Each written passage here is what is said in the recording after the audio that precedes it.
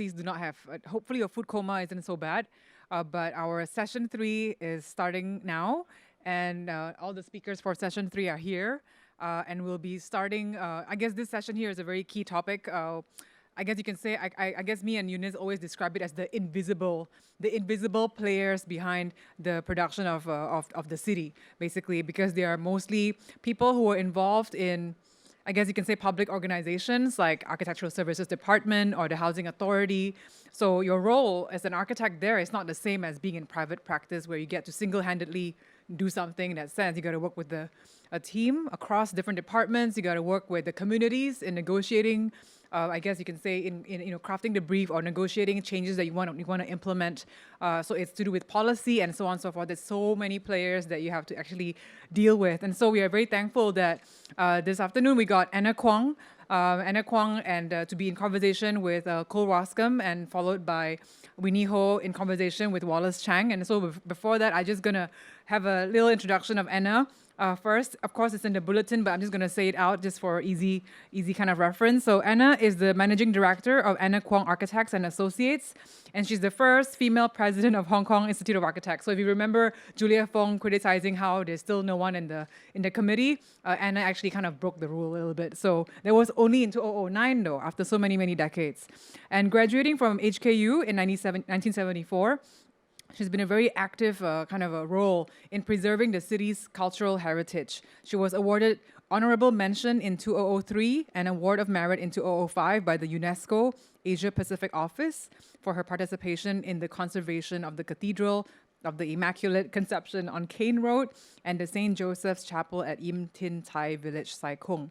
And she's been involved in many community service projects, sitting on local, regional, and international committees of various NGOs. And she's also been on government boards since her college days. So her volunteer service to the community was recognized by the HKSAR government with the Medal of Honor. So that's Anna. And Cole is an associate professor at HKU, focusing on architectural history. And so that's why we wanted to pair them up, because Cole is always into the idea of architecture as a form of production. So there'll be many aspects apart from just the design that he's able to reveal about Anna's practice. And so Cole's articles and essays have appeared in Architectural History, Art Forum International, Grey Room, and the Journal of Society of Architectural Historians. And his first book, titled Improvised City, Architecture and Governance in Shanghai, was published by the University of Washington Press. And so we welcome you both to start your conversation. Thank you.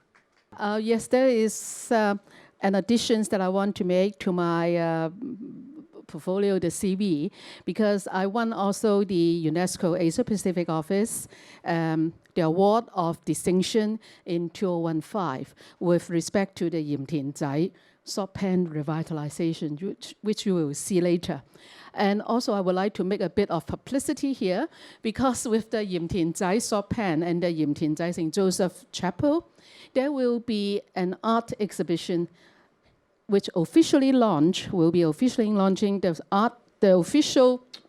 official opening ceremony will be next Saturday. Okay, so I will send out an personal invitations to all of you here to go to Yim Tien Zai. Okay, I will give to Eunice the map and how to go there and the ceremony that will take place next Saturday. It is an event curated by the Hong Kong government Tourism Commissioner Office. Okay, it will be there for 1 month. So my personal invitations to all of you. I will be there next Saturday morning. Yes, thank you. Wonderful. Shall we begin? So first of all, I need to thank Shirley and Eunice and the M+ team and the HKU team for inviting me to participate. It's really a delight to be here. And I also need to acknowledge the invisible players in my life. I'm here because my wife and my mother-in-law are at home with our 3-year-old and our 3-week-old. So I feel very lucky to be here. And your baby girl, 3 weeks old baby girl, I hope will be a female architect. We'll see. 20 years later.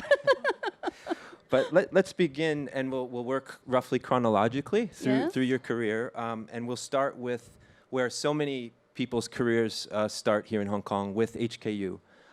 You are one of the 74ers, to use the term that Julia coined in her essay from the morning session. And Anna, I'm hoping that maybe you can kind of set the stage for us and talk a bit about what it was like to be an architecture student at HKU, a female student at HKU in the early 70s. Tell us a bit about the conversations being had, the program there at that time. What was the department like, or the school like? Well, actually, I have a few of our architects, my my fellow students here, Zhonglin and Nora and Winnie. Yes, so 3 of them together with me, and I think Mary, yes, Mary Chan. Also, we can form a group to discuss about our days in the school. Yes, Mary, we said about how to elect our year rep, 班長, our class rep, and to elect a class rep, he must fulfill a few requirements. The first one is he must attend all the lectures, because you see that. A lot of us, sometimes we have to work very late into the morning, and we skip the lectures. So, he will be the class rep. Even though all of us, 40 of us, were absent, he must be there to attend the lectures, so as to take notes. Okay? The second one is he must be ready to copy all the notes to all of us, so that we know what the teacher's talking about. And I was talking about to Mary that on one occasion, we have examination, a paper on contract administration. And because we were all absent for those lectures, so only the class rep was there. And so we rely on his study notes. But unfortunately, he got all those wrong. So everybody in the class couldn't pass. It's all failure for that, for that paper. So I couldn't remember how we ended up, with that. I think the university professor, Gregory at that time, it was Professor Gregory, must be also have a problem of how to solve this. All the papers, no one passed, all failures. So, this is one of our, Yeah. I don't know whether this is true now. I don't think so, but I think it speaks maybe to the culture of the institution at the time, where it sounds like there's a culture of collaboration. Yes, of it's very community, collaboration, yes. Students working with each other. Yes, in collaboration, and also whatever you said, teamwork. We just send a representative there to attend the lecture, just one, and then he must, otherwise we won't elect him as the class rep, so. And then your program culminates, or your degree culminates, with your thesis project, of course. Yes, right? yes, Which was a project for the Macau The Ferry Terminal, Macau Sea Terminal, yes. which we're looking at here. Yeah. So I do need to point out, this is before the Shuntak Center has been built. Yes, this was before the Suntec Center. You can see all this is the night market, the poor man's night market, Dai Dat Day. At that time, Sangwan, Dai Dat Day, And now, of course, with the ferry terminal, the Shuntak Center there, it's all gone. But you can still have a reminiscence of the past, yes. And it's at a consequential time in the city's history. You have the Cross Harbor Tunnel is Yes. just opening, and No, the Cross Harbor Tunnel was opened in the 1980s. So in the 1970s, there was no harbor tunnel at that time, if my memory is still correct. Yes. Yes. You have the, past photo, a photo of the past, of the Gonggo Matao, But there's this effort on the part of the government to expand and enrich the infrastructure, transportation linkages at this point in time? Yes, but I still have a bit of queries on my mind, is that, back in those days, actually, Hong Kong government, they didn't want the tourists to go to Macau, because they want the tourists to stay all the time in Hong Kong, so as to spend more on Hong Kong and not to spend more on the gambling in the casino. So actually, they were not that enthusiastic about building a Macau terminal there, actually, Because at that time, when we have to do the research or our thesis, I visited all these immigration department people, and my thinking was that they were not that, enthusiastic. I couldn't say discouraging, but they were not that enthusiastic about building a proper and an updated and modern terminal, because they want people to stay in Hong Kong, not to spend the money in the casino. But you, as I recall, had a personal connection to Macau, which was one of the reasons you Yes, the reason I choose the Macau Fair Terminal was that my mother spent her wartime, the Japanese wartime, when Hong Kong suffered, was invaded by the Japanese. And then my mother fled to Macau, and she spent 3 years there in Macau, working in the Macau government. Yes, it just happens that my uncle worked as a chemist in the Macau government. And so my mother worked there in the Macau government water works laboratory there. So I have a fair knowledge and a very affiliation, towards Macau. That's why I choose the topic, yeah. And can you walk us through the project itself and tell Well, us a bit actually, about it's what very you were much- trying to do? It's very much, I must admit, that the architect later, when commissioned by the Shun Tuck Ferry, he asked me for the thesis because the thesis will provide them with all the background information without going to the research. Yeah, so of course, I would, say, oh, just take it, no secret, no copyright. We are not aware of copyright or anything like that at that time, so just take it. And what was research at that Yes, period more, of time? more or What was less, the you kind can of see the terminal was, bear some resemblance to the Macau Ferry Terminal at Shun Tuck nowadays. Yeah. I mean, of course, basically the logistics and the traffic flow, the pedestrian, the immigration, the ticketing office and everything, follow the same logics. Yeah, you cannot change that, actually, yes. Yeah. And as I understand it, the school would provide some constraints for students. Were they giving you a choice of programs from which you could Yes, choose? we were given 5 topics to For thesis. choose. This is one. The other one is the starting race course. The other one is the second airport, the airport. And then I think the fourth one will be a fire engineering. I forgot about the fifth one. Yeah. So we were given 5 topics to choose. I choose the Macau Ferry because I have a strong affiliation, as I mentioned before, because my mother used to work in Macau. Yes, and so I still have some relatives now in Macau. Yeah. And it's interesting too that all those programs perform a very specific public service. They're all public infrastructure in a way, Yes, and that maybe foregrounds or portends where your career would go after graduating. But Yeah. initially, upon graduating, you worked for a private firm. Is that Yes, right? I worked Low for and a Kwong? private firm, and after my membership, professionally qualified, then I entered the housing department because that is as a Korean just said, you have to make decisions at a certain time, So this is the first, my decision is that I want to learn about something about working in the civil service, apart from the private sector. So I worked there in the housing department, and I think, who is from housing department, I think? Anybody from housing department here? Yeah, you can see the one that is on the left. Anybody remember who she was? This Doris Ma. It used to be Doris Kong. And now, and of course, she married our classmates. We were in the same year. So I remember she was Doris Kong, I was Anna Kwong. So she is architect 10 at that time, number 10 only, architect number 10. And I'm architect 11. Because we entered the housing department on the same day. We reported duties to the housing department on the same morning. So how could they differentiate our seniority? So it is by the alphabetical order. So she is Kwong, K-O-N-G, and I'm K-W-O-N-G. So she is architect 10, and I'm architect 11. If she is married at that time, but she is not yet at that time, she will be Doris Ma. And if she is Doris Ma, then I will be Anna Kwong. So I will be A10, and she will be A11.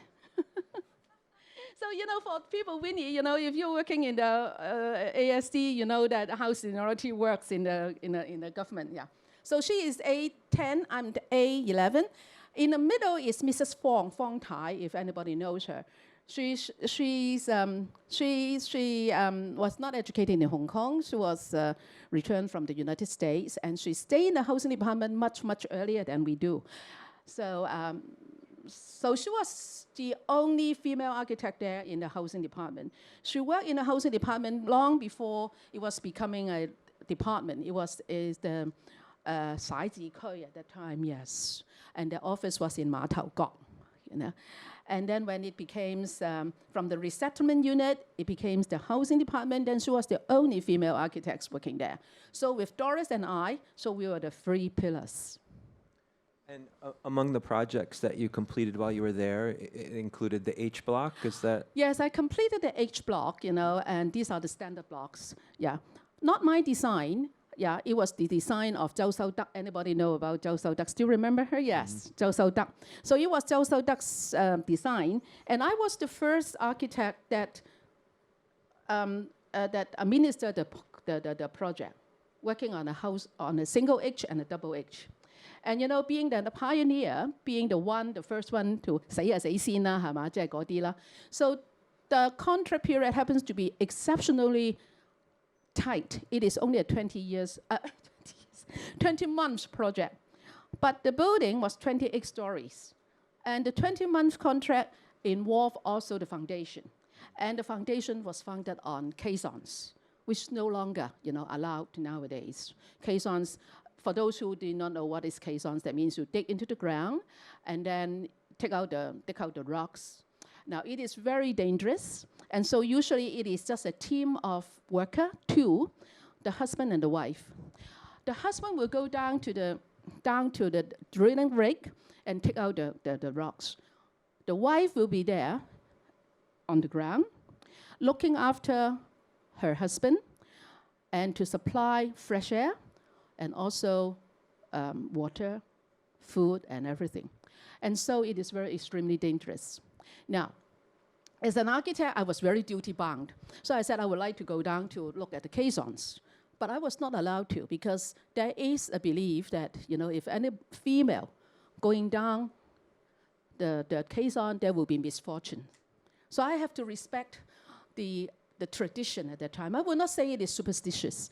I said it is a tradition, and so I have never been down to the caisson, although I look there and watch for over an hour, see how the woman looking after the husband.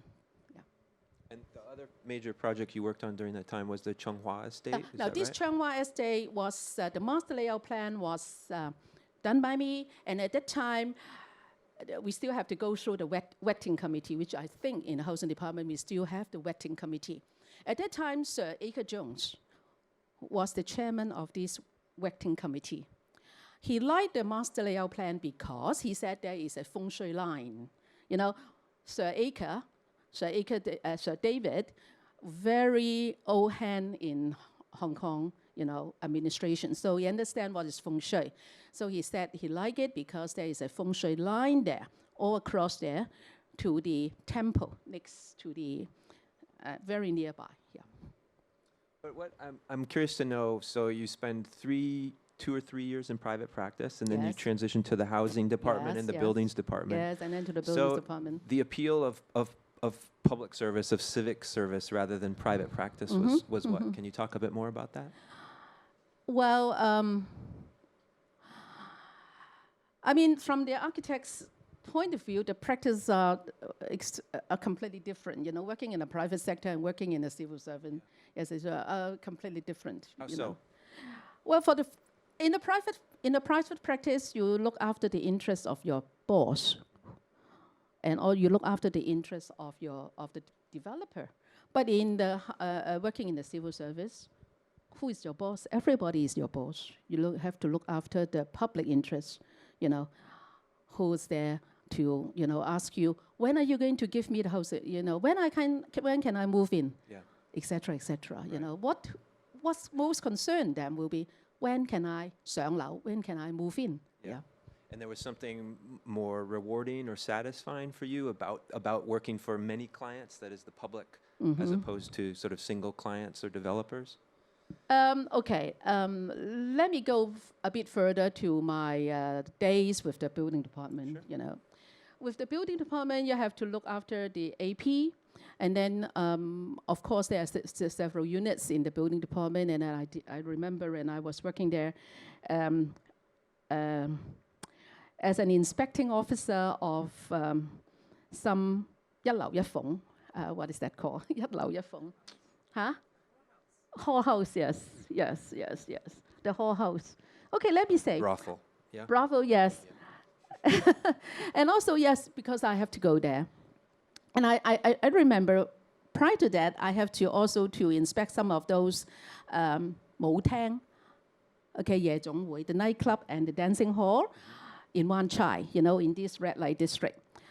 And my assistant told me, you go there, don't go there too late. You have to go there in the morning. If you go there in the late afternoon, they will feel that you are one of those 上班. So I said, 嚇，我都可以，我咁嘅貓樣. I said. And anyway, so I went there to inspect one of the motang at around 12 noon. Okay, 12 noon, not 12 midnight. Okay, 12 noon, and they offered me a glass of water. I look at it, at the glass, so dirty. I don't think they have ever washed any of those glasses. But of course, in the nighttime, you will never see those 唇膏印 or anything. And in any case, all those who went to the dancing hall, they would not care about the water, right? They will anyway, going back to the brothel, I remember it was in Hong Ham To Gua Wan. I went there to inspect one of those brothels, and I was kept outside waiting. They said, "Can you just wait for 5 minutes?" So I said, 5 minutes enough? Maybe I go down for a cup of tea, and then I come back in half an hour time, because there are some guests there, okay? So they said, 唔使㗎啦，你十分鐘得㗎啦。唔使等30分鐘. They said that you don't need to wait for 30 minutes. You just came back in 10 minutes. I mean, so these are one of those things that you will never experience in your days and your architect. You know, these are those days. Yeah. Things you were not trained for at HKU. Yes. And I still remember. When I inspected that brothels, there were cubicles, right? And some cubicles, they said, 唔方便入啊. Okay, I said, okay. So 你俾一個方便我入嘅睇啦, huh? So I went into one of those cubicles, and there was a girl, I would say half naked, because they keep her clothing and her underwear in their custody, so that those prostitutes cannot escape, right? If you still remember, one of those news back in those days was that they jump out of the window all naked because they want to escape, so they jump out of the window all naked. So I remember I entered the room, and the girl was looking at me. I think she wanted me to help her, because she thought that, 差人嚟啦，可以救我啊, you know? But unfortunately, I was not a policeman. I was not a policewoman.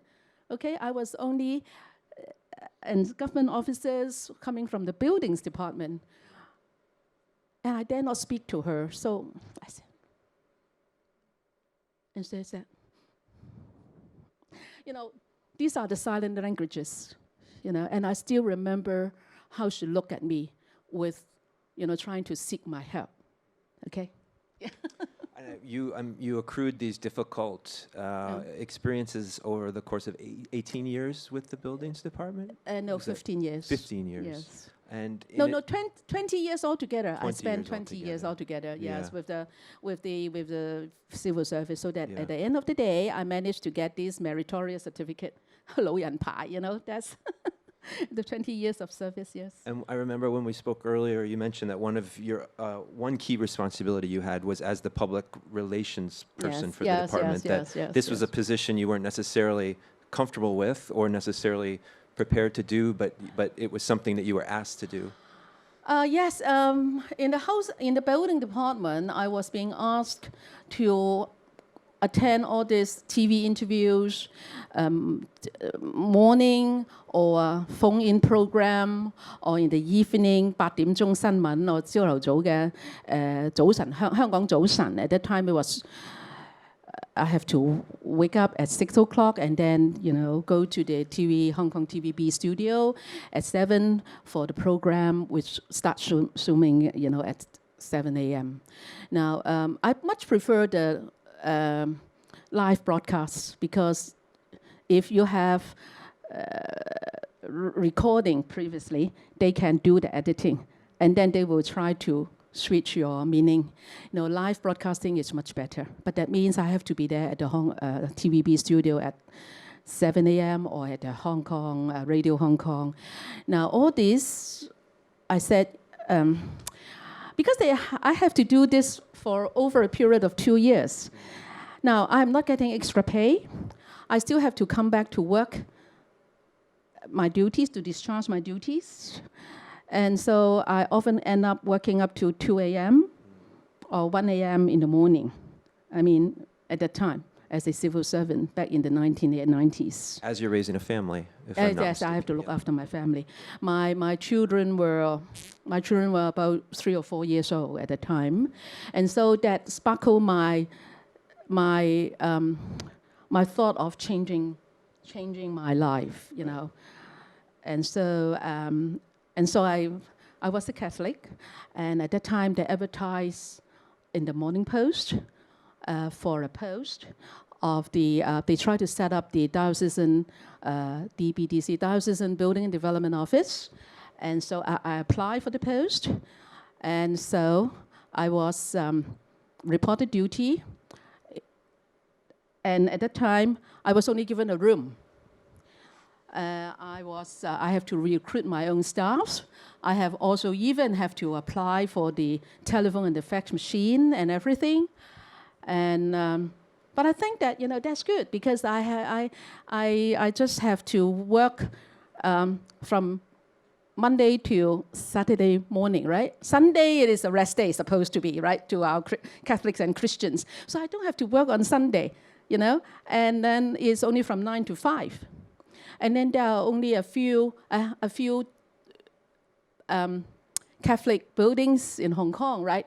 I was very wrong because it turned out that I have to look after 60 churches in Hong Kong, plus 5 graveyards, cemeteries, plus all the schools and kindergartens in Hong Kong Catholic Diocese.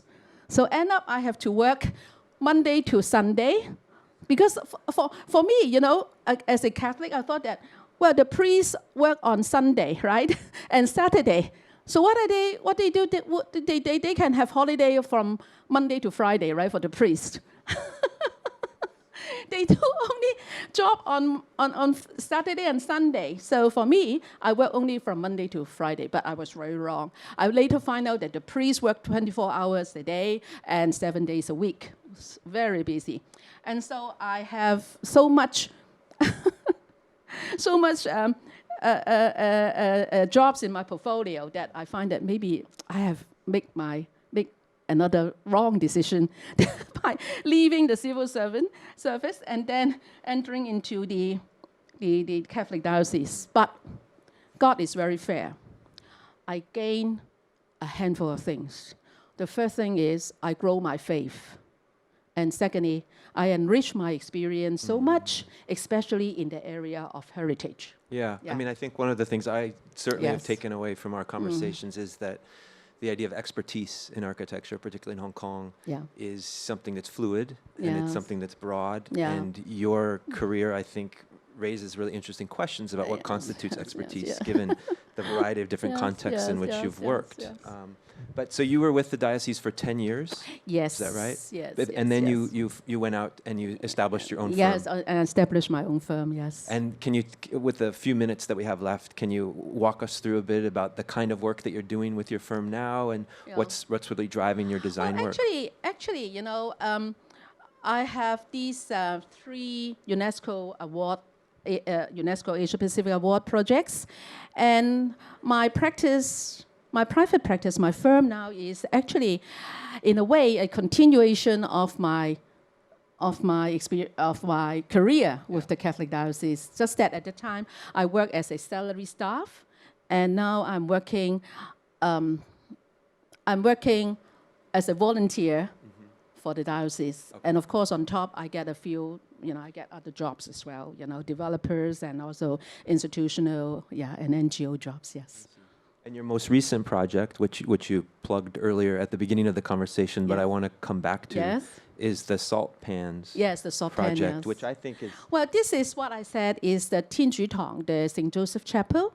And if you have the time, next Saturday, you go to Yim Tian Zai, and then I will email the invitations to Eunice, and Eunice, please pass on to, or the M+, please pass it on. So you will be visiting this Tianju Tong, this, the next one, okay, the next one. Yeah, you can see the reputation of the chapel back in 2003, and of course after this restoration. The restoration took place only 6 months, from the inception of the project up to the opening of the reopening of the chapel is only about 6 months. I have to work again, very on a very tight schedule, and because at that time this Yim Tian Zai was off the coast of Sai Kung, so that means even after you arrive at Sai Kung, you have to take about 10 minutes ferry, or in those days it's Gaidou, the Chinese junk, to this island. And so it was very tough for me also, yes. The next one, this is the Salt Pan. This was because at that time when in 2003, when I started working on the Yim Tian Zai Island, the island was deserted, 0 habitation. I was there, and I was the only, with the Chinjiang, which is the villager chief, we had 2 persons there. We have attained 100% habitations, you see. This is how it looks like in those days. And then afterwards, when we won the award for the St. Joseph Chapel in 2005, then the villagers start to move back. And so I talked to the villagers. I said, the land didn't belong to me and Akong, or didn't belong to the Catholic Diocese, belongs to you, because belongs to your ancestors. So let's wake up and start doing other things. And so 10 years later, my dream come true. Yim Tian Zai, in Chinese it means Yim Tian. That means salt pan. You harvest the salt. Now, don't think that salt is, you will say, what's so funny about, harvesting the salt? Right. You go there for a swim in the sea, and then you come up, you have all this salt here, but no.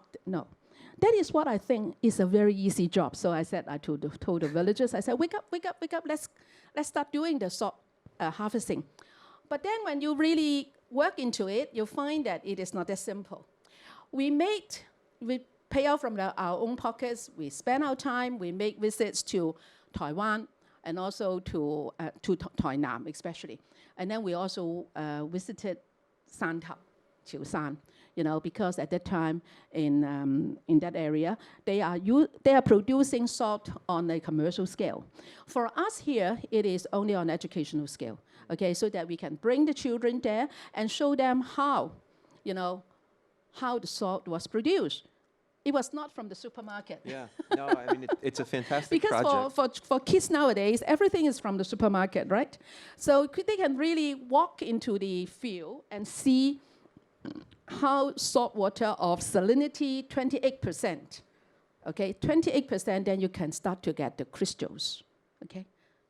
Yeah, no, I mean, the discourse on conservation in Hong Kong is relatively recent, and I think the conversation is primarily focused on individual buildings, on objects, and so this is talking about intangible heritage. It's about intangible heritage, process as heritage, so I think that's what makes it unique and an incredibly exciting site.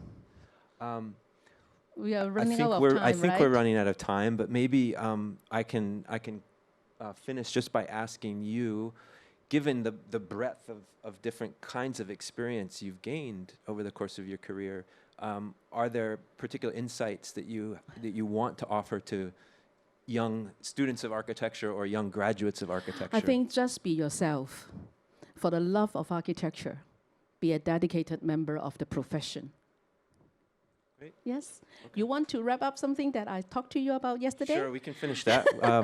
When we were preparing the conversation. I have to rely on him this time. This is a little prepared shtick, but bear with us. When we were talking before this, we were discussing also the role of the city and gendering within the city the men and women and their specific experiences with the city. And you recall the conversation you just had yesterday, as I recall, yeah? I have it yesterday.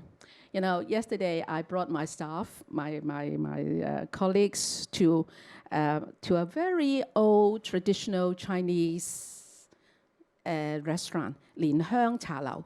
Anybody knows Lin Hang Cha Lau in the Wellington Street there? So we have to share the table because it was very full. And so, there was a female cha ha, you know, who supposedly go to the Lin Hang Cha Lau every day.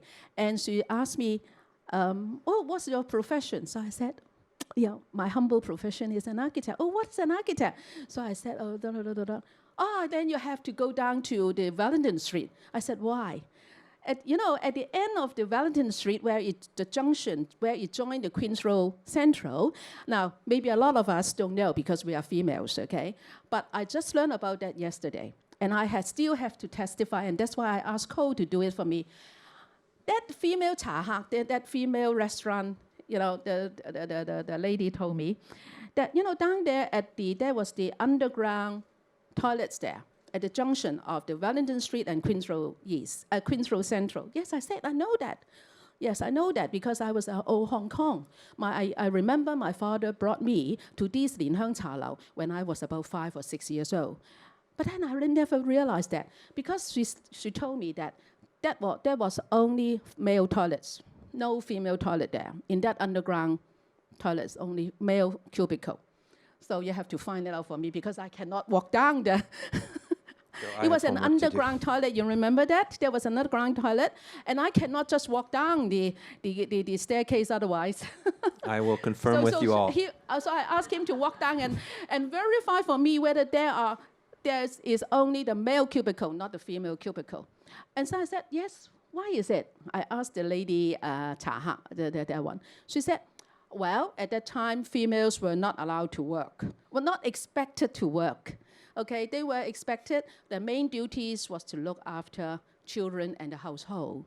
And therefore, these underground public toilets, there are only male cubicles, no female cubicles. So Cole, I rely on you then. This conversation is to be continued. So thank you, Anna, very much, and thank you all.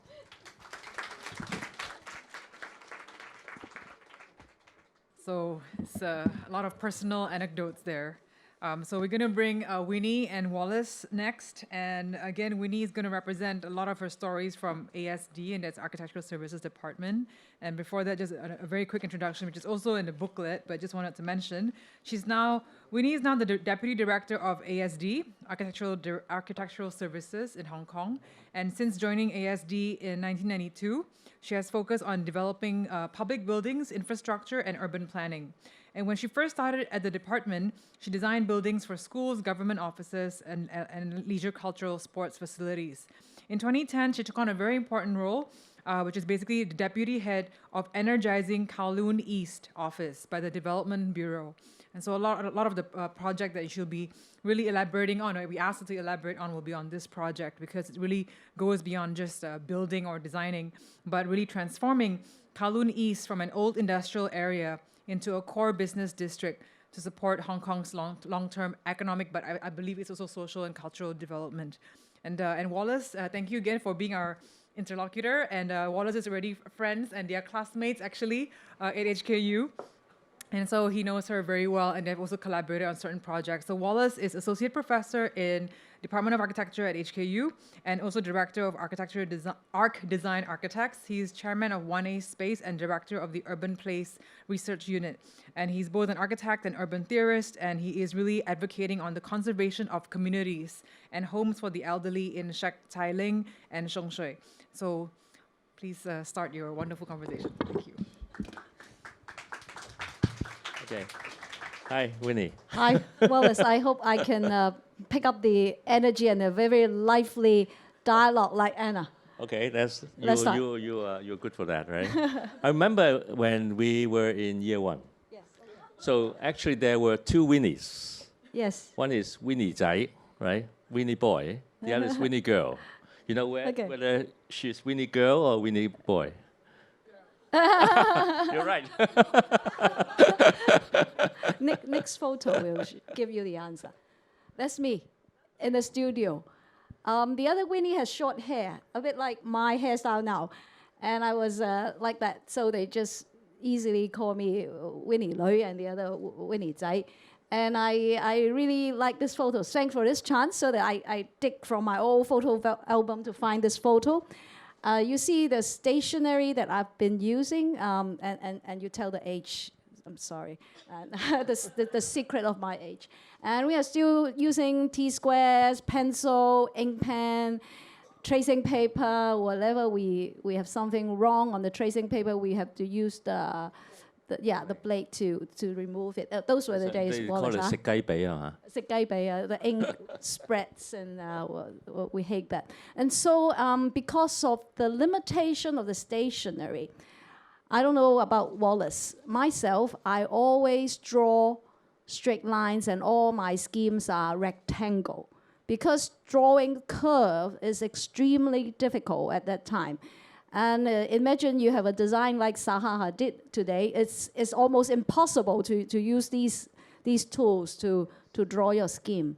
But unfortunately, in my final year thesis, which I didn't manage to take out the scheme, I choose a site which is called the Signal Hill, and my program is the observatory. So to fit the form of the hill, I used my old style, squares, rectangle, but it didn't fit into the site. And my tutor at that time, he's a Japanese, Mr. Matsuda, and he said, you need to follow the curves and the profile and the contour.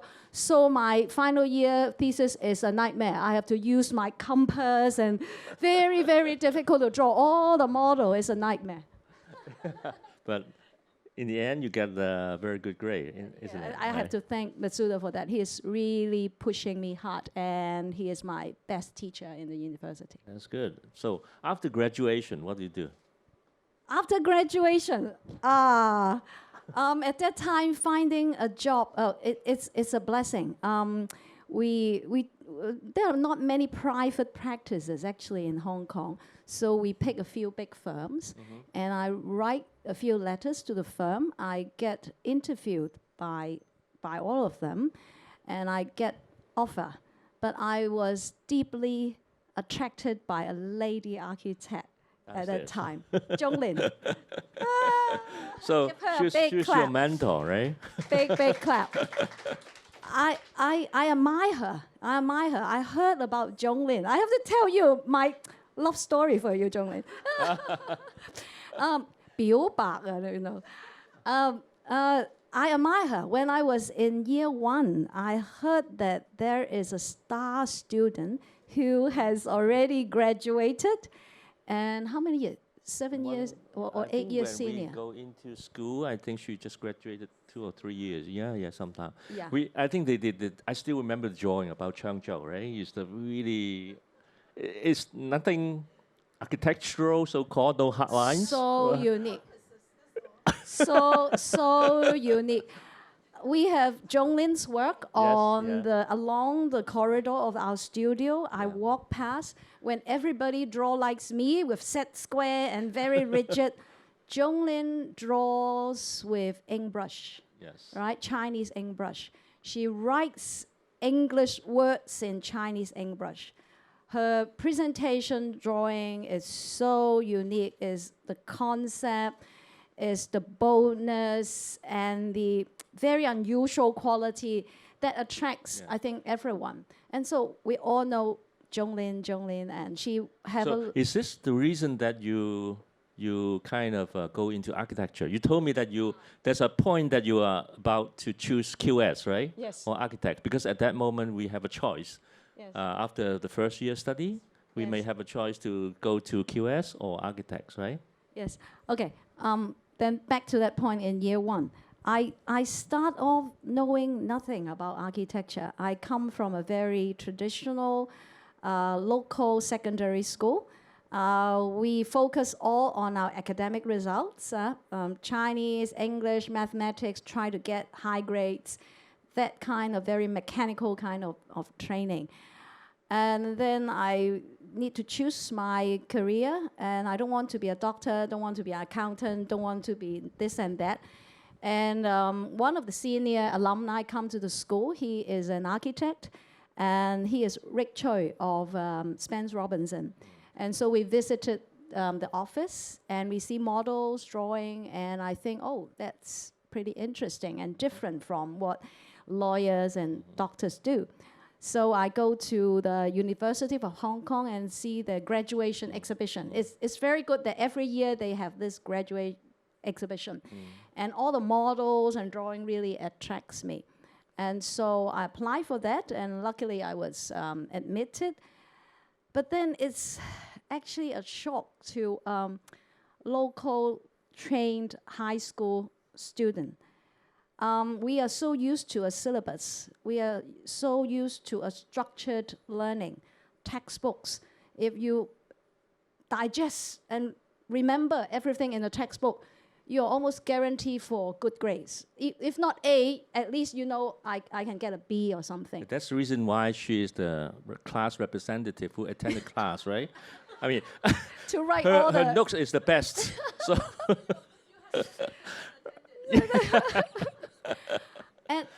but architecture is a shock to me.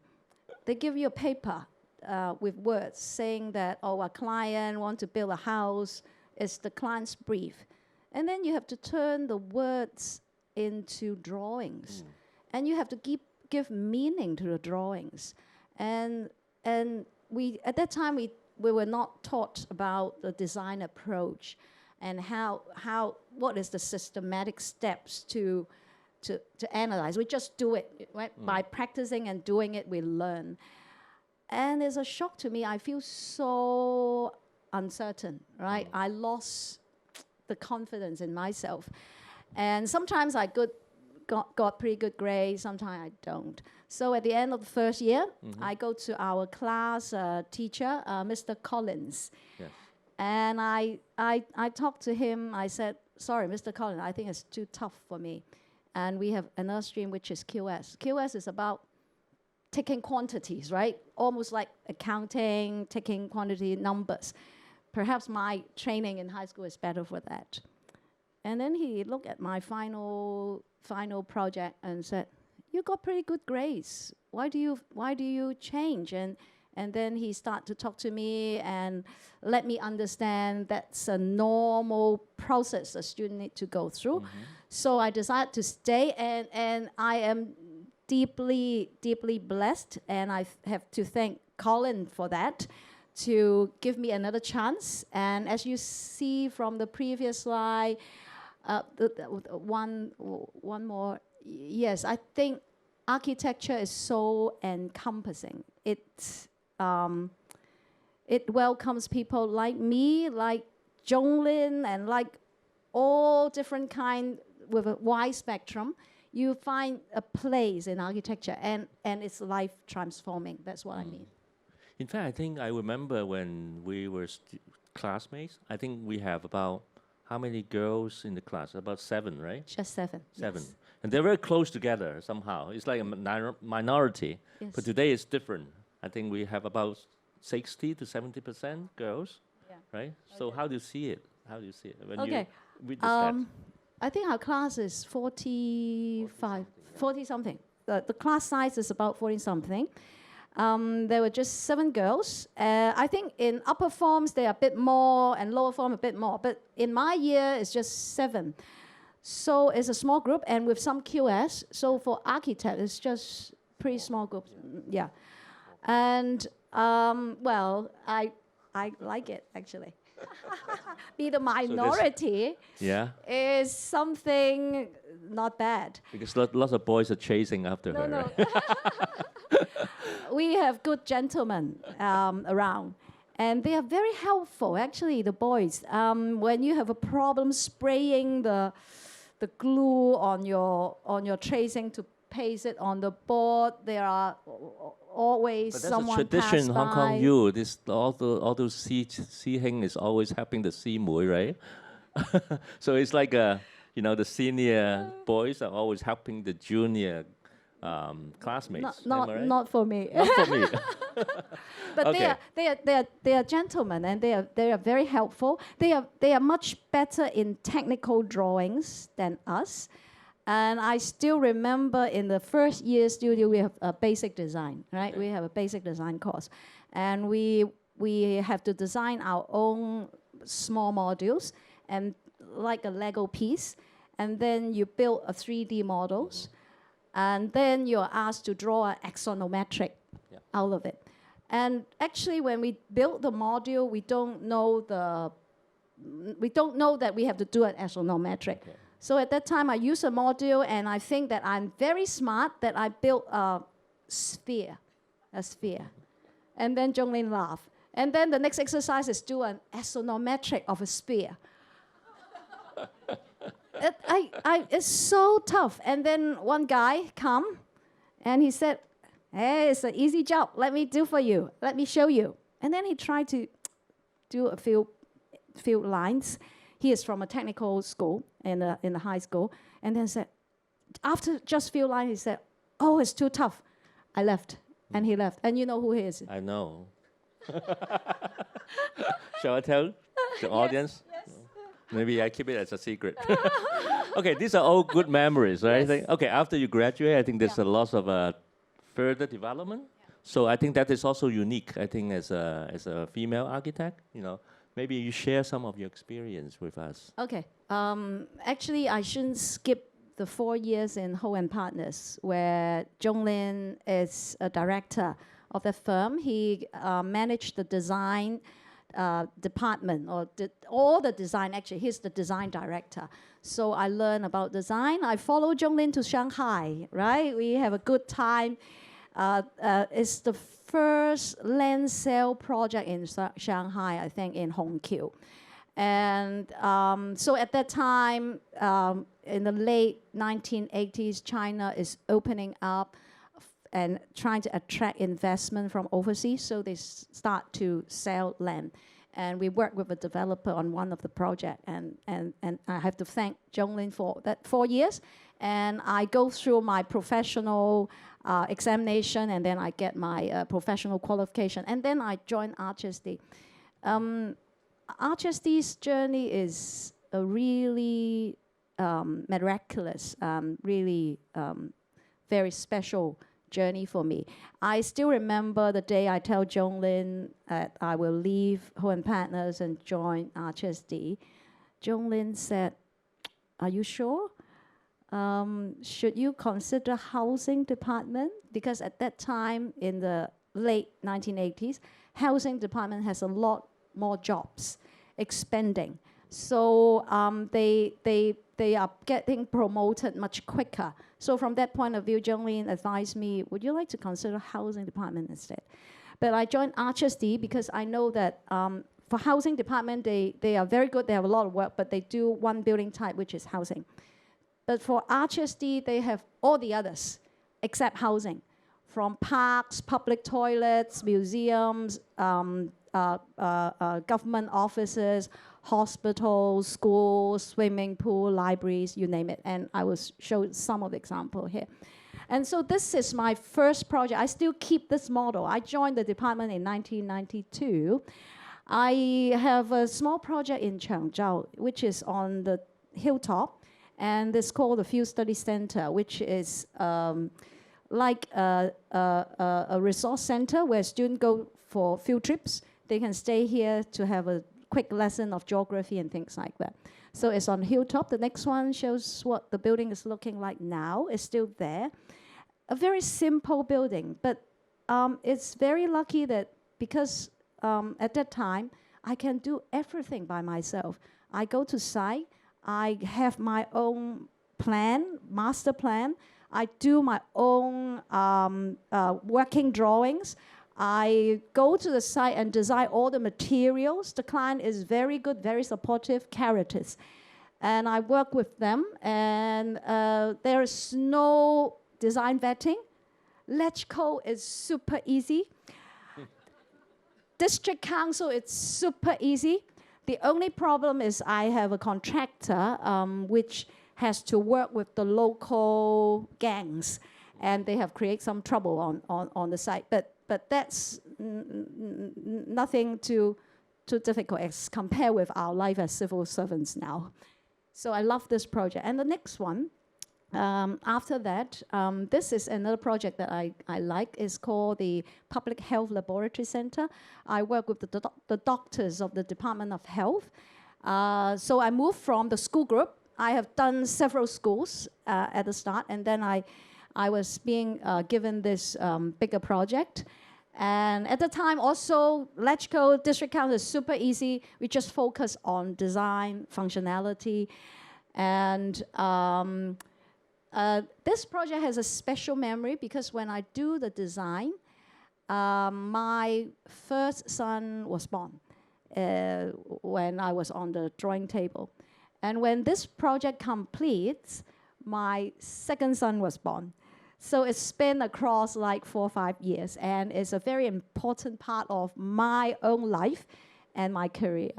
And Being a woman architect, you have a double role, right? Yeah. Being Yes. a mother and also the architect of the building at the same time. Yes. So that is a very special blessing for female architects, right? But also difficult, I think, in a way. Difficult and blessing depends on how you handle it and how you look at it. Talking about work-life balance of a woman architect, I think it's a very common topic of many women architects. I heard that young ladies working in architectural firm nowadays, when she was in their 30 or 40 years old, they need to balance their family life and work life. Some decided to quit. I try to mix the both. I try to learn things from one side to benefit the other and learn things from the other side to benefit the family. And after this long journey, my eldest son is now in university and my younger son is applying for university.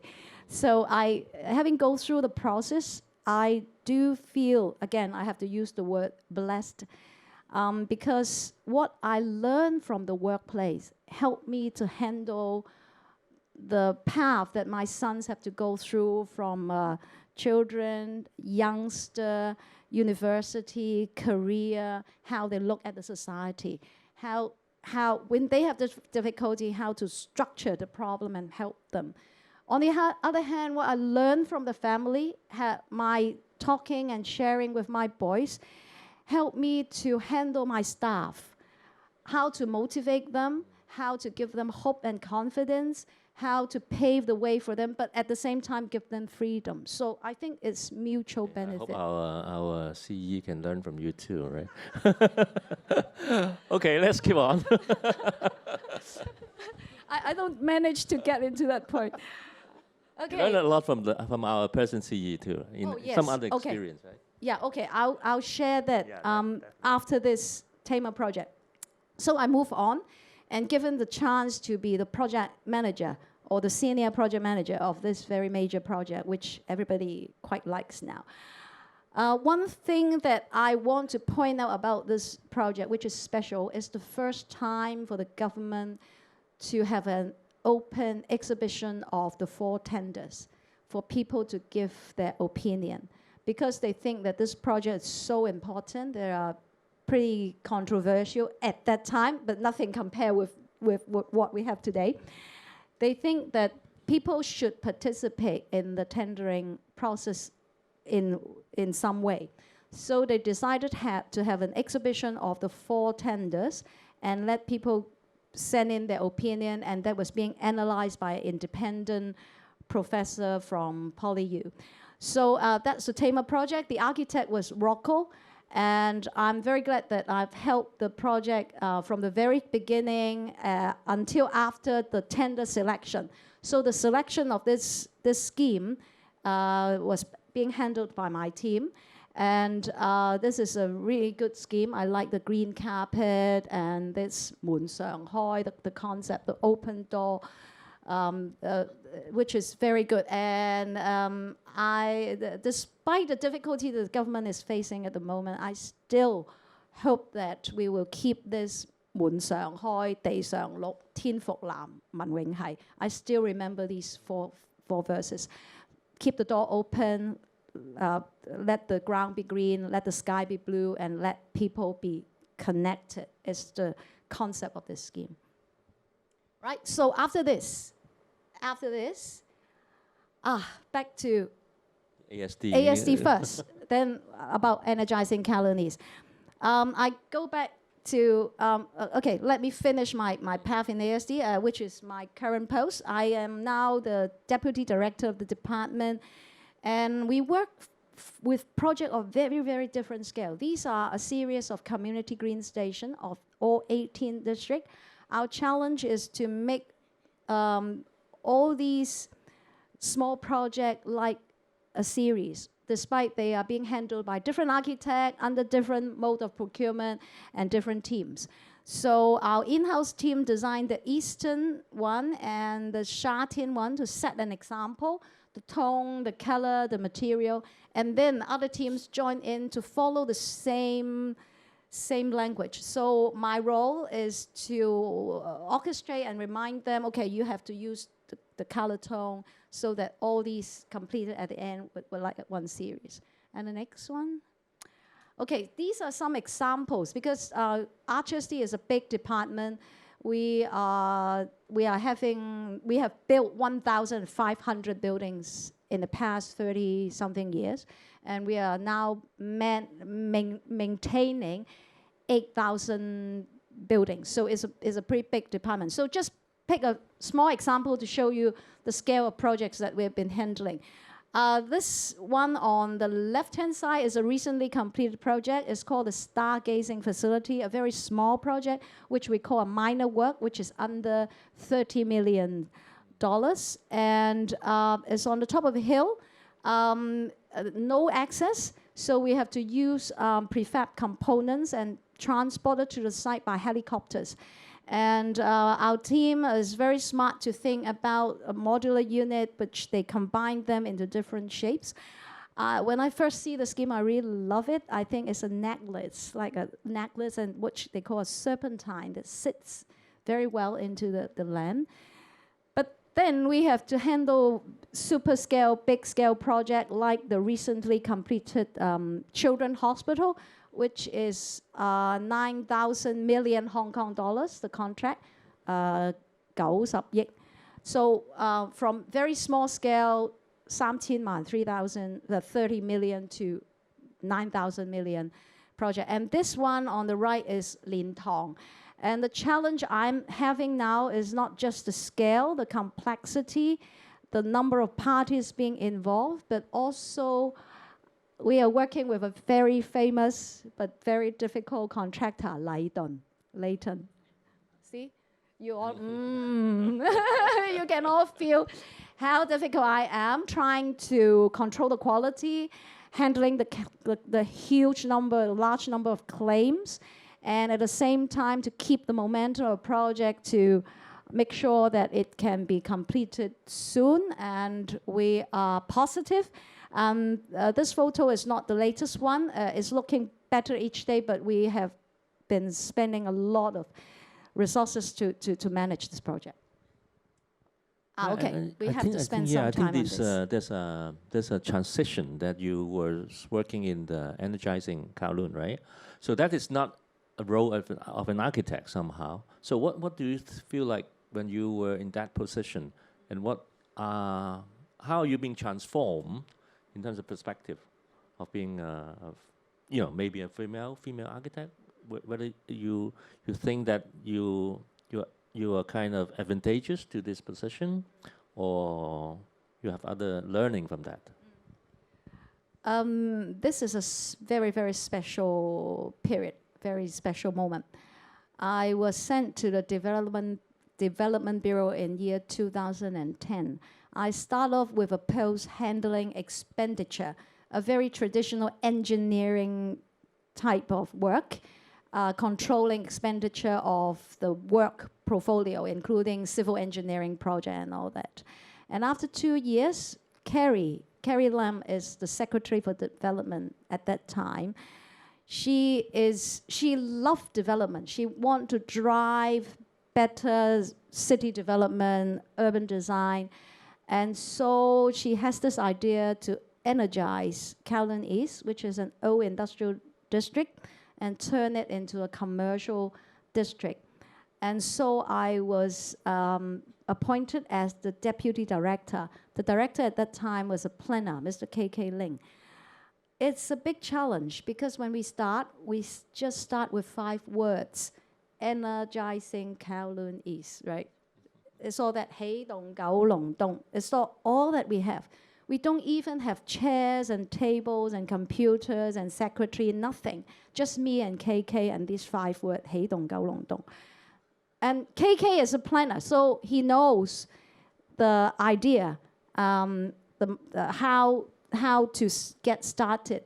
But then physically, we need a space, we need to recruit staff, we need everything. So I'm helping him in the implementation. And as an architect, I try to be the link between the dream of a planner and the very practical and technical concern of the architects and the engineer to make things happen, to make dreams happen. And also to handle the government bureaucracy of funding, resources, application, and how to get the money for the project. So we have a master plan. Yeah. But at the same time, I think the idea of placemaking, right, actually started from this project somehow. Can you share some of your experience and, you know, what do you respond to this idea as an architect? I think this idea of placemaking gets to Carrie when we follow her to a site visit to Auckland waterfront, and there she met someone that give her this idea of placemaking. So we want to try in Kowloon East, and then placemaking to me is to create space for the people, for the community, where they can interact freely and have their own program. So there are 2 places that we start with this placemaking concept. One is a basketball court in the center of Kowloon East, which we call the Chun Yip Gai Gongyun, and the Chun Yip Street Playground. And another one which I like, maybe I can spend a bit more time here, is the flyover at the Kwun Tong Promenade. When we were there, the Kwun Tong Promenade was a cargo handling area with paper boxes, factory, lorries, very noisy, very messy. And Carrie has the idea to turn the cargo handling into a park. And then next to that park was a flyover, which was hauled off as the water surface, storage, drainage services department works area. It's all works depot, nothing. One day, my office was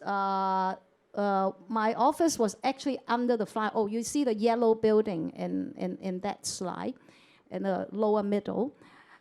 Carrie made us work there. He said, if you want to energize a place, you have to work there. So we were in the container box office under the flyover. And one day when I was doing my photocopying with my senior designer, we looked at the flyover and said, what a waste. Can we do something about it? So he said, oh, why not? If we can send the storage of the works departments away, we can turn this space into a stage where people can come to have music and for different kinds of activity, dance, whatever. So that's how we started, and we start to draw the scheme, and I find the money about $4 to $5 million from the government pocket. which is a very, very complicated system, which I don't want to bore you here.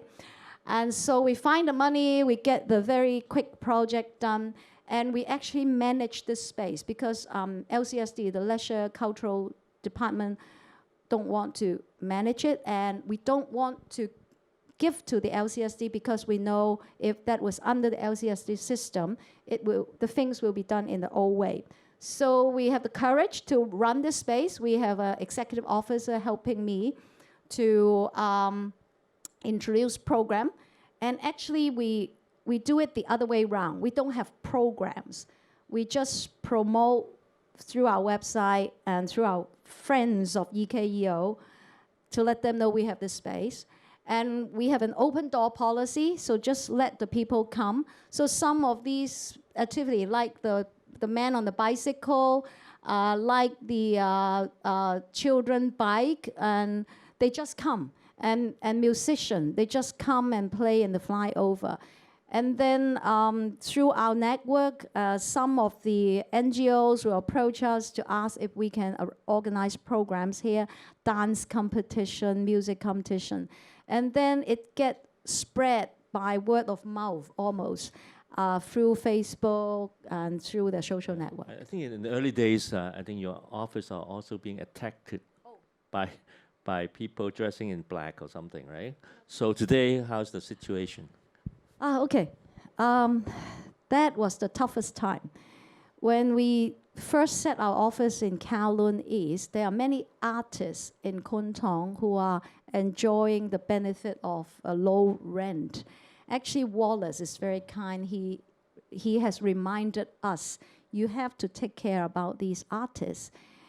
If you go there and if people think that it is just for the developer and another 地產項目, right? Another property project, then the rent will rise and these people will go after you. And that's exactly what happens. People don't trust the government and don't trust what we are doing. They think we are hurting the existing ecology in that area. And so a group of people come and protest, and they knock on the wall of our office, and I was in a meeting. I have to lock myself and a group of colleagues and a consultant up in the conference room, and they actually stand right in front of the door. And we are like hostages for an hour or so before the police come. And at that time, unfortunately, compared with what we see today, it's still quite manageable. Although they damaged some property, broken window, things like that. But it's already quite tough for us. And then they come, several times protesting. But what we are trying to do is two things. One is to reach out. I remember when the next head is Raymond Lee. Raymond Lee and I actually, through Ada Wong, visited Hidden Agenda, which is a black box theater, quite famous if you like that kind of music. We actually visited them and shared with them an idea and heard and listened to them. And to give this flyover space as an art and cultural venue is one of the ideas that Ada bring to us. And through meeting with Ada, we actually arrange workshops through Ada, and Ada do bring in artists to come to our office to have Saturday, communication workshops and sharing. And they give us this idea that we should do more under the flyover. So if you go to Kwun Tong today, you will see the whole flyover is being turned into a culture and art space. And that's the reason why we want the operator to focus on culture and art and not food or other things, because of that experience, because that we know the artists may need something like that. So that's one of the experiments that we've done. That's good. I think you already stepped beyond the architect's barrier somehow. And in a word, I would say that what you were doing actually is like a trust builder, right? You're building trust. Maybe I think we can finalize a word, or you try to summarize what you so far. What I learned from the energizing colony and what I see happening in the government and in the community recently, and having joined the government for like 27 years, I know the development of the government. So design is actually about the process. Planning is actually about process. Good governance is actually about the process. So you need a very good process to engage, to give people the chance of continuous feedback. You have to listen and to take their idea, whatever possible, into your own design. So as contrast to the previous generation where the architect is a mastermind, design something and sell to your client, it's a ever-changing and continuous process. So in energizing colonies, the master plan is actually an evolving master plan. We have version 1, 2, 3, 4, 5, and it can evolve. When people give us idea, it keep evolving. So we want to keep this to our heart. When I was back in RCHSD, when we do our playground project, our other public facility, whenever possible, we want to allow NGOs and the public to get into a process. But that need a lot of resources, right? Need a lot more time, patience, and resources to handle. Okay, thank you very much. Thank you. Yeah, I wanted to ask something about not too different. Okay, I think it was hinted in Wallace's question, which is basically the idea of how to what degree is being a female architect advantageous to your role. Okay. Of course, this is your role in in projects like Kowloon East, but also in Anna's role. So I wanted to, not to say that they're okay. How do you say? There are differences, and differences can also be a strength, but also a weakness, whatever that is. And we just wanted to know what that strength is, and that the additional capacity of engaging with, especially not just designing, but the whole idea about the placemaking as a key idea here. I think women is good at talking. We are good at talking and engaging. And recent development that push the government in more engaging activity, I can see a change bringing to the more traditional men department, like the engineers. There are more men there. When I joined the government, I can feel that the engineers are more impulsive. They have their plan. Why do you have comment on it? I want to deliver it. And this no longer works, right? You have to reach out. You have to be able to tell your story, and that's how I see the advantage of architects over other more rigid kind of profession, because we can draw, we can use a lot of good visuals to present our ideas. Our way of communication, our communication style is not just by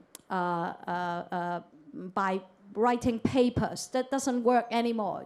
We have been writing too many papers in the government. So we need to use talking, presentation, like a show, and to engage in much more interesting way. So I think the advantage of a woman architect is that we like mixing with people, right? We like to chat and organize friendly occasions where people feel comfortable to speak up.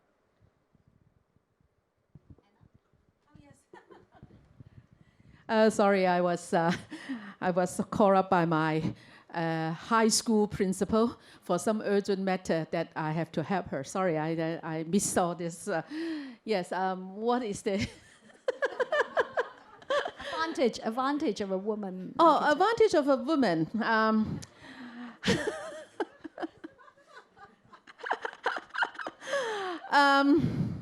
Yes, as I said, Winnie, we are mothers.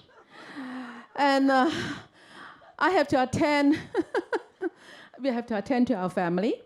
And so at that time, I left government. Many people think that, what's the reason of leaving the government? I told my colleagues, I said, you guys, when you're back home, you will just sit on a sofa, and then there will be the Filipino maid giving you the cup of tea, and then your children will come and then give you the slippers. But for us, that is only the beginning of the evening duties. And then after our children's, gone to bed, I moved back to my morning duties to look after the files and all the papers. And so I said, gosh, at that time also, maybe to you people it sounds very small, very trivial matters. But for me, it is very important because the building department start moving from the Murray building in the government, at Garden Road. They moved to Pioneer Center, which is in Mongkok. To me, it is disastrous because my children at that time, they study at traditional schools in Central, okay? 唔好講邊間啦嚇，but 係好辛苦，要啲爹哋媽咪做埋一齊做功課嗰啲咧。And so my children, during lunch hour because they study in the afternoon school and then they have to move back to the morning school and so at lunch hour is my busiest hour because they will call me at around 12 noon saying, 媽咪，我冇咗個墨盒啊。So you have to look for the ink pad, for Chinese handwriting. And so I have to rush to 自生文具.自生文具. At that time it's in Murray Building. Murray Building, then I can make use of my lunch hour to 自生文具, which is next to the Menu Building at that time. And then rush back to my home and give her the mahab. How important it is. Otherwise, she will be penalized she has to stand there at the doorway, right? So all these are you people, you guys, gentlemen, you won't be able to realize that, what what a working mother has to face, okay? And so, building department moved to Pioneer Center.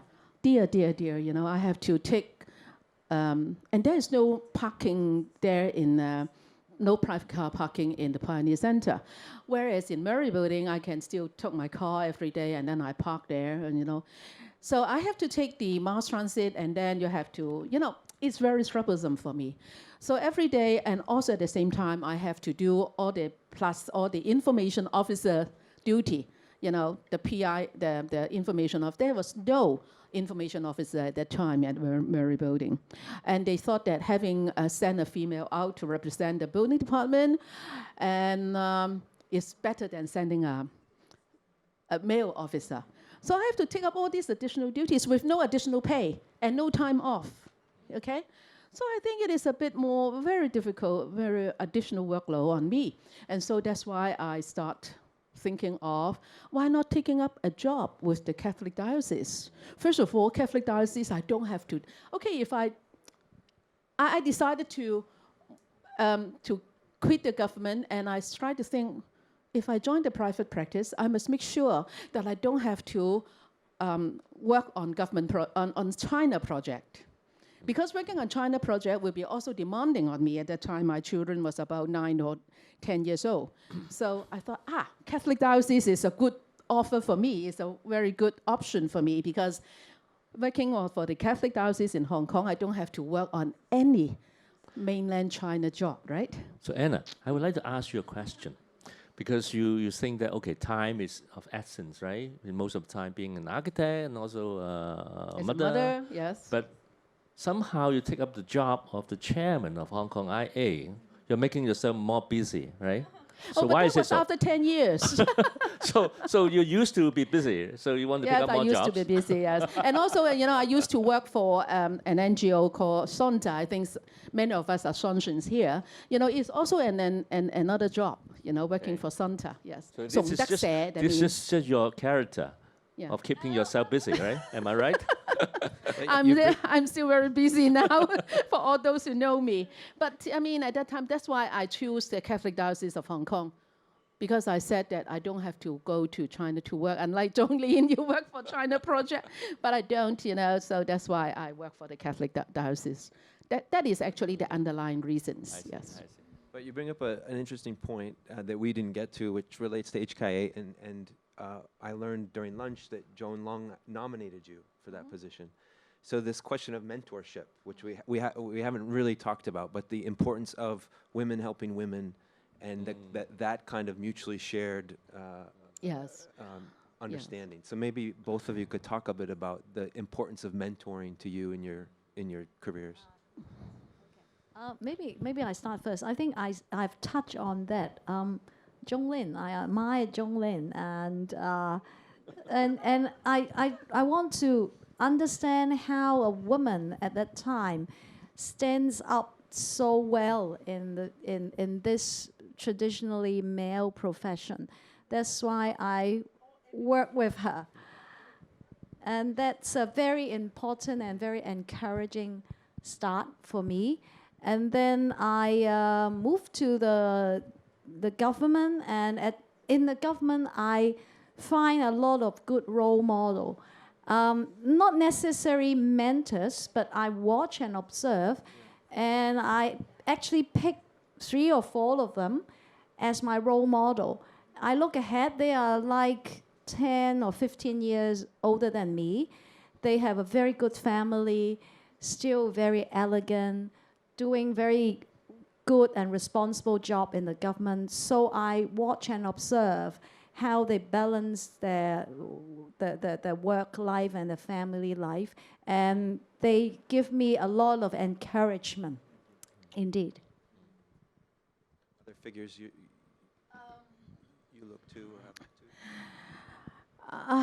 I must admit that after so many years in architecture and after working so many years as a Shangshins, I have two Shangshins here. I think there's a bit more. Melissa? Yes. Anyway. Yes. Yes, anyway. What I can say is that women has 2 YY in Diogenes, right? Whereas the man has only XY. And am I correct, right? And so I think that extra Y genes there means a lot to us, making us women. Just like architect Wang Chaohua this morning. I really admire her, actually. She is 94 years old, and she is still mobile, of course, assisted.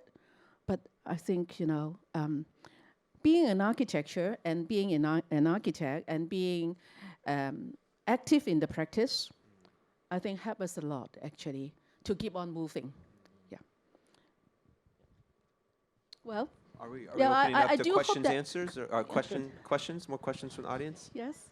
Yeah. I have to tell you, help her to draw the axonometric. So Wallace, you are the one. I'm not the one. I don't know how to draw a circle. That's the Can reason his why. name be disclosed? Can his name be disclosed in private later? Okay. There's a joke in my family, but he is not my first boyfriend. Difficult to chase after Winnie, right? No, I'm just really curious. I mean, you're such role models and figureheads in Hong Kong, and just to maybe share a little bit about your other half, your husbands, your partners, the okay, support my other system that half. allows Okay, you to be who you are. Okay, my other half is not an architect, and I don't think he even understands fully the meaning of architecture even now after so many years. I tried to ask him to come this afternoon. I dragged him out, tried to, but I don't think I'm successful in this case. I still couldn't see him now. I think How about you, Winnie? Okay. Your husband My is an architect, husband is a classmate. Wallace also know him. We went out. I think during the days when I was in Ho and Partners, and I think it's good that my husband is an architect. He works in the private sector. Actually, at that time when I was attracted by the government advertisement for an architect, is because I know he will like to stay in the private sector. So it makes sense for one of us to work in the public sector. Because when the private sector doesn't have business, the government will stay, right? And the other way around. So looks like balance off. Yes, yes. And it's good that we are in the same field but in different sector. So he will teaches me things that I don't know about land sale, about regulations. I think he's more better than in that than me, and let me know the difficulty in the private sector as an architect against the government. And on the other hand, I will let him know the difficulty on the government side, why we have to do things like that, why we have all these rules and things like that for the architect. And with a common interest, when we go out for a tour, we almost immediately agree what to see. And when we buy furniture for our home, we almost agree immediately what we need and what we want. I think it's a good thing to have. Well, I must say that